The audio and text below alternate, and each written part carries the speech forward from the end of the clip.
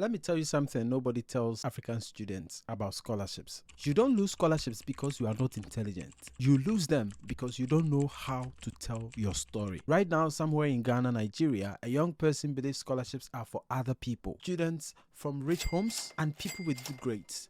But what if I told you that your life, your background, your struggles are exactly what scholarship committees are looking for? Stay with me, because by the end of this video, you will know how to tell your story in a way that gets remembered and gets you a scholarship. Let's go.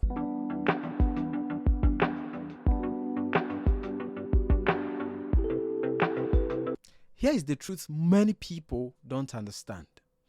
Scholarships are not rewards for being perfect. They are investments in people with direction. Grades show discipline, but stories show purpose. And if you grew up in Africa, especially Ghana, you already have a story shaped by resilience. Because of the environment that you've grown in, the challenges, the difficulties that you've experienced, they all form part of your story. The biggest mistake African applicants make is writing like they are begging. Many essays sounds like someone asking for mercy, but scholarships don't reward pity. Your hardship is not the story. What you did because of it is the story. Take note, all the difficulties, the challenges, the hard time experiences that you've been through is not necessarily what makes the difference, but your initiative, how you were able to transition through those challenges, how you were able to navigate. That is actually the story. Every strong scholarship story follows 4 clear steps. The first one is the situation. Where did you start? Many people forget where they start because sometimes, because of the challenges, we don't want to remember. But actually, where you started really matters, because that is the place where the uniqueness of your story was birthed. And so where you started is very important. You need to give accurate record of where you started from, how situations were like, how things were. The place that you grew up, the challenges you endured, where you started really matters. Never forget. Number 2, the problem. What challenge forced you to grow? It's not enough to talk about where you started. It's not enough to talk about the challenges you endured when you're growing up.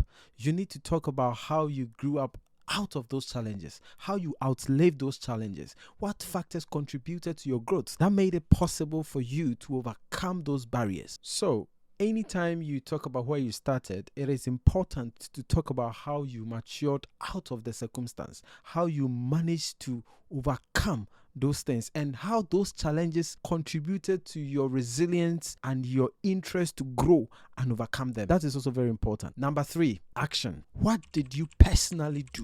It's not enough to talk about the challenges. It's not enough to even talk about how you matured out of it. It is also important to highlight the actions you took. What were the practical things you did?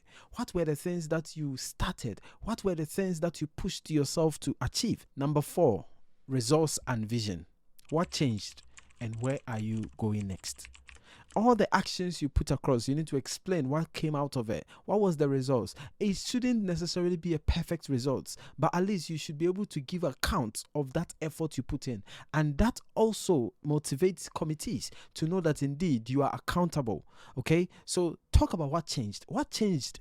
What aspect of your life changed, and where are you going next? If things weren't favorable, what is your next move? What are you going to do differently? It's important to follow these 4 clear steps if you want to tell your story in a convincing way. The situation, the problem, the action, the results, and the vision.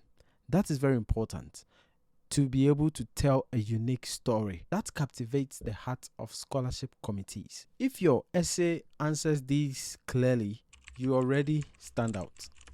Let me give you an example. Imagine a student who sold sachet water after school. The story is not about poverty.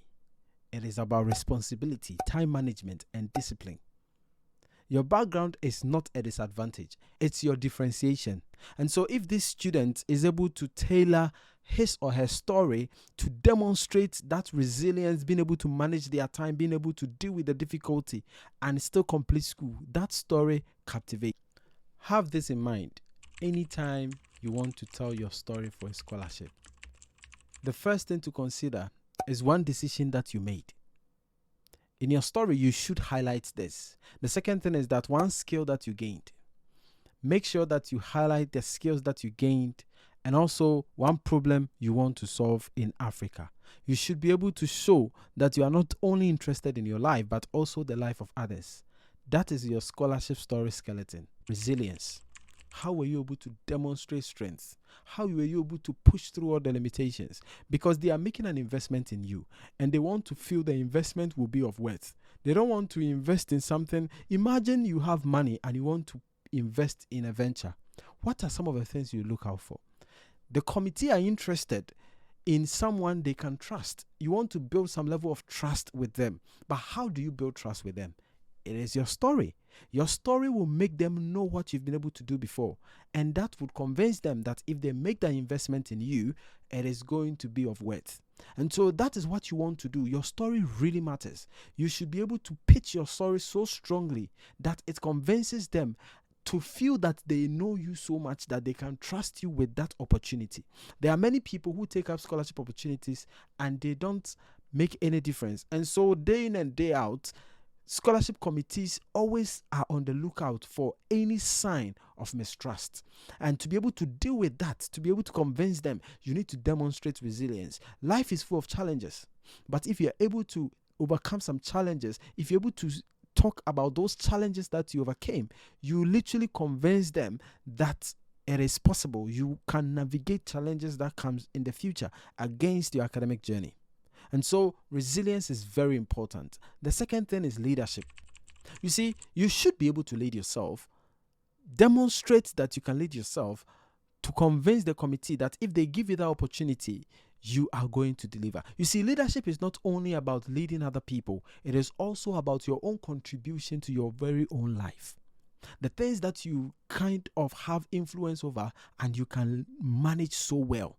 Okay, so if you can lead yourself to study hard, because you see, they wouldn't be there to tell you read, don't read, study, don't study. No. So by demonstrating leadership, it means you have discipline, you have some key qualities that can make and enable you to become successful. And also, it promises them that indeed the future looks bright. They can find you in certain quarters of influence. And that is also important because you see, they don't just want to invest in you.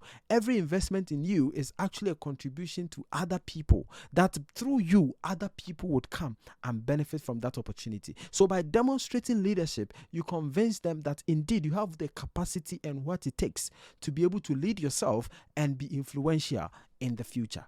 The last one is future impact. How useful is a scholarship if it ends with you? No committee member or no funder is interested in impacting just one person. They want to impact a nation. And so your future impact is very important. You pitch your story in a way that it convinces them that you can be impactful. So in your story, what were the areas you were able to make an impact? The little impact you're able to do, the little initiatives, they go a long way to say that indeed you can be impactful. And so resilience, leadership, and future impact are very important. Few things to be aware of. Most scholarships provide a criteria of how they want you to draft their scholarship. But when you look at it, you realize that most of the time, people struggle to shape their story based on that criteria. But make sure that in all your communications, you make it very clear. You tell a very coherent story of someone who didn't just encounter challenges, but then navigated those challenges and made a difference in their community. You impacted other people's lives and not just your own. And so you can promise and convince them that you can be useful. If your story shows this clearly, you are already competitive. Someone watching this video will win a scholarship this year. Not because they are perfect, but because they finally told their story properly. Subscribe if you want more guidance on scholarships and studying abroad. Comment story if you are applying this year. And share this with one person who needs it. My name is Mentor Che, and I provide guidance and educational videos like this. In my next video, I will show you how to write a scholarship essay that beats thousands of applicants. If you want some more, hit the subscribe button, share this video with 5 friends you have, and I'll see you in the next video.